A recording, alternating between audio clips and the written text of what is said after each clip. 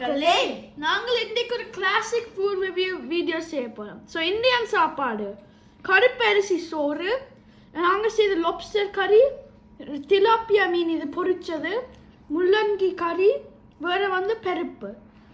லொப்ஸ்டர் try பண்ணுவோம் முதல் தரத்துக்கு. ரா மானியே டேஸ்ட் பண்ணேன், ஆனால் கொஞ்சம் ஸ்வீட்டர். ரா மாத்தான் இருக்கு.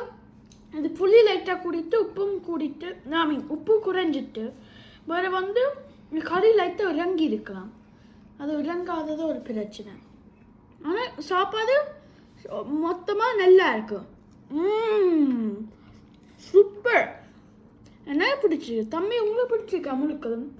உப்பு குறைவு இருந்தபடி தான் இனிக்கிறது. ஓ யா, நன்றி, வணக்கம்.